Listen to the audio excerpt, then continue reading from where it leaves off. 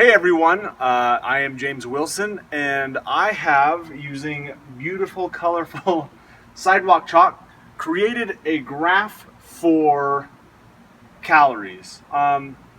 This video was kind of stemmed by a client I was talking to where she's a nurse, and they had admitted a patient that had had gastric bypass or gastric sleeve, and she had lost a bunch of weight, but she had to go back into the hospital, not from complications from the surgery, but because her heart was having irregular beats. And through all the testing, they found that her potassium was low. And potassium is a very essential nutrient that obviously helps with regulating your heart and your heart rate. What ends up happening when you have these radical surgeries, you take your stomach and you shrink it down to the size of it's really small. You can't fit more than a couple bites. It completely restricts your ability to eat. And so it forces you to not eat. The problem is, if you look at this graph, you can see that we have different layers that I've kind of drawn out with, what would be kind of a muscle gain, the white being kind of a maintenance phase, safe fat loss, kind of a cautionary where you can lose fat, but you're starting to get into a danger zone for your essential need, and then you have essential needs do not enter. And this is something that, I kind of discussed quite a bit, where people are like, how low can I go? And the reality is, you want your nutrition to be as high as possible so that you're not compromising your essential needs. If you can diet and lose fat on a higher caloric value, so let's say that you're someone that's 160 pounds, like 1,200 calories, which is often recommended, you are right there next to your base absolute essential needs for survival. This isn't taking into account any kind of activity or anything else. This is just base survival nutrition so that your body can help regulate. Like you need fats. So I'm going to kind of go all over the place. So with nutrients, you have carbs, you have proteins, and you have fats. Carbs are deemed a non-essential nutrient, meaning that our bodies do not need them to survive. This is evident with people that are on a ketosis diet, where they're having just trace levels of carbohydrates. They're non-essential. But to me, that doesn't mean that they're not important. And I'll get into that. Proteins are essential. They are what make up everything in your body. Your skin cells, your muscle cells, your nails, your hair, all of your tissues are made up of proteins.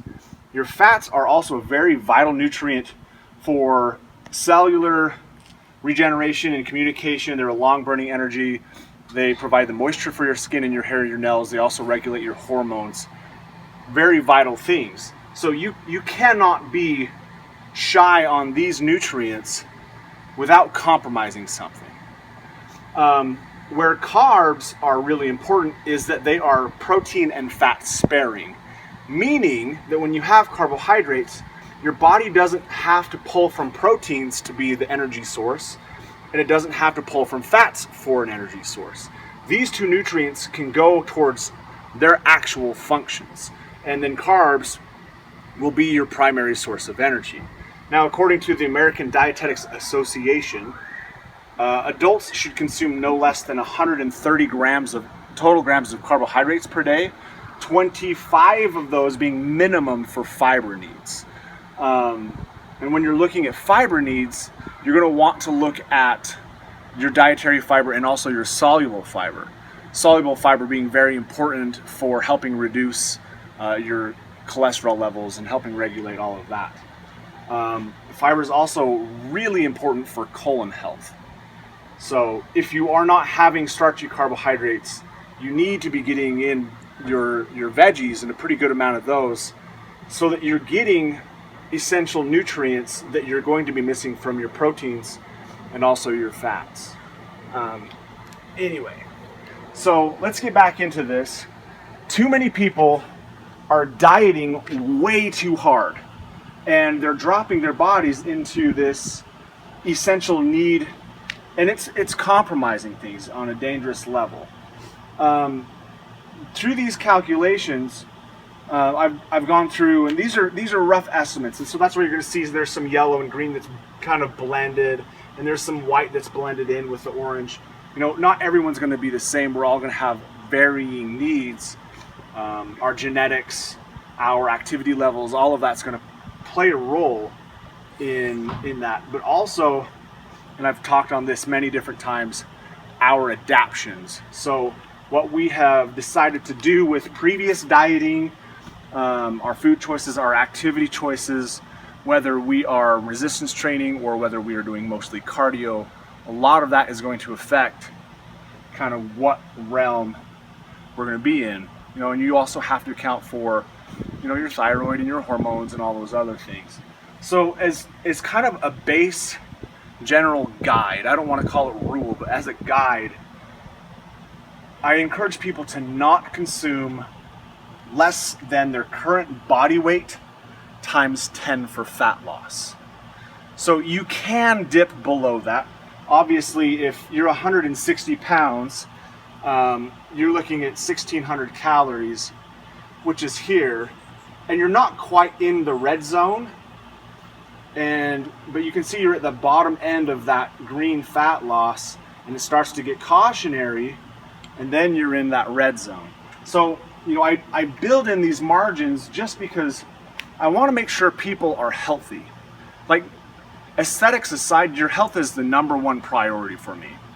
And anybody that suggests, you know, getting into these dangerously low levels and staying there and doing a lot of hard and intense labor to try to get you to lose fat, I question whether your health is at their foremost. And I'm not saying that it isn't. It's just something I want you to think about. Like, is this health professional really having my health in mind? In my opinion, physicians that are telling people to drop into the red zone or are recommending gastric surgeries, that's not keeping your health in mind, especially if you're having heart arrhythmias because you're not able to get in the nutrients. And you know, when physicians are giving people these surgeries, it's not coming with really awesome nutrition support and advice. They're just like, oh, well, it's calories in, calories out, eat less. They're not telling them, well, if you're going to be going through this surgery, then you still have to be getting in your essential needs and your nutrients. So this leads into that next topic. Okay, well, we figured out the base, you know, body weight times 10 for fat loss. I think anywhere from body weight times 10 to body weight times 12.5 is really kind of a good marker. So you're looking at, for a 160 pound person, this is your sweet spot for fat loss. Obviously, 12.5 is going to be a little bit on the higher end, but that way you have margin to pull and you're still within a safe range. And when it comes to macronutrients, people are often asking, well, what should my macros be? And again, this is going to be kind of a rough guide. Everyone's going to be different. The way that your bodies respond to different nutrients is going to be different. So I can't give like a cookie cutter, everybody must eat X on all of these nutrients. There's a wide variety, and through consistency over time, you're going to find where your body really has its most optimal path. So with proteins and fats, this is again kind of a general guide. If you take your body weight times 0.5, this would be as if you are like a 325 pound individual. This is saying that your body weight's about 50% fat. And so, you know, this is going to be a sliding scale. The smaller you are, you're probably not going to be in this range. You're going to slide more towards this body weight times 0.9. So that would be that you have 10% body fat. So 90% of you is lean mass. That's where you're going to be looking at, close to a gram of protein per pound of body weight. We're really only looking for proteins to replenish and to repair and help that way. So if you're just simple math, if you're 100 pounds, you really don't need more than 90 grams of protein. If you are 200 pounds like I am, if I'm 10% body fat, I really don't need more than 180 grams of protein. There's no scientific data anywhere that suggests that more is better. For your fats, this one I have at the very low end, your body weight times 0.3. You can go lower than this. Obviously, people have done this. It's just not encouraged because, again, you need fats for your hormones, your thyroid, and other essential functions. Now, if you're someone that has decided to go with a ketogenic diet, you're going to be up probably higher than even this 0.55. So your body weight times 0.55. These fat grams, these are going to vary a lot based on what you decide to do with your carbohydrate intake. So for the people that I work with, I don't really suggest going below 0.3 ever. Even if you're doing a competition, I don't ever encourage dropping below that. Typically, I like to keep people more towards, for their fat loss, their body weight times 0.35 to 0.38 for fat gram intake.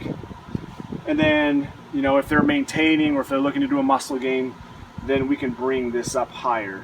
Now, carbohydrates, again, the American Dietetics Association suggests no less than 130 grams of carbs. I suggest adapting your body to as many possible carbs as it can handle. And you do this through resistance training. You're not going to be able to adapt really high with cardio just because your cardio muscles are really small. And they're meant to fatigue really slow, where your weightlifting muscles, they're much larger in size. Much larger. That depends on the person. But they are going to be able to hold a lot more storage for carbohydrates. And you can see different videos that I've done on that, so I don't need to rehash that.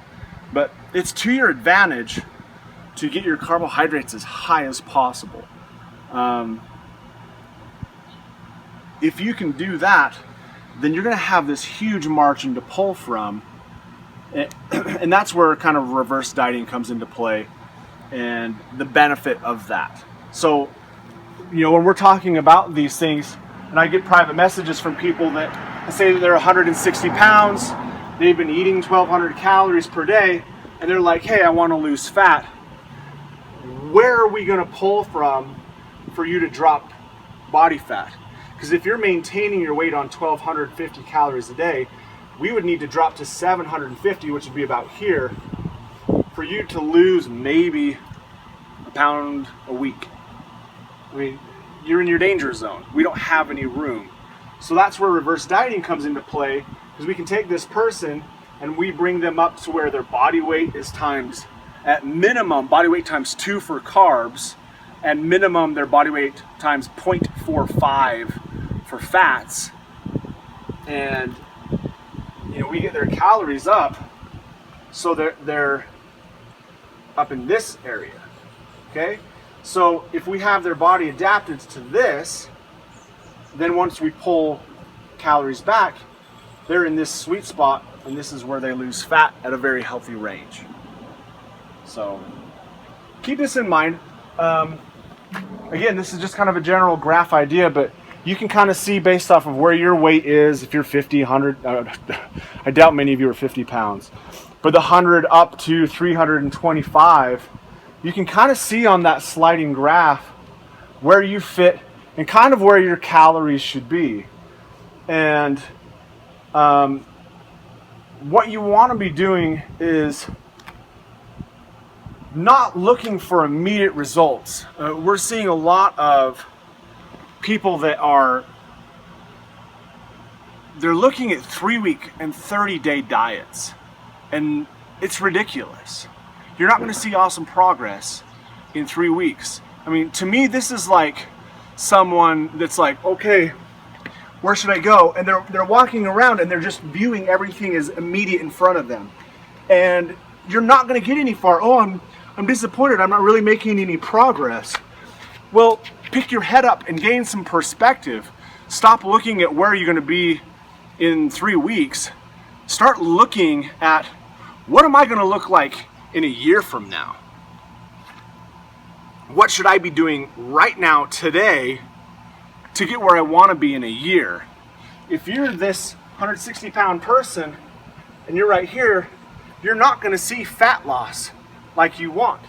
So you need to forget about your summer body today and start working on your summer body tomorrow or for next year, and getting your metabolism up so that you can have a deficit so that you see that fat loss. And then we work from there. We've got to start increasing our perspective and moving away from what is right in front of me at this very moment in time, and start looking at the future and how we're best going to accomplish those future goals. You're not going to reach your goals in 3 weeks. And if you do, you're definitely not going to stay there. You're going to rebound hard. You have to take a more appropriate approach so that you can actually hit your targets, your goal look, your goal strengths, all of those things, and actually stay there. So I hope this helps. Feel free to ask me any questions. I'm one of the few pages that actually likes to engage and respond to your comments, as well as I answer every single private message that I get. So please feel free to ask any questions, and I will do my best to help within my ability. I don't know everything, but I have a pretty good idea on how to deal with fitness. So anyways, have a good day. Thank you for watching.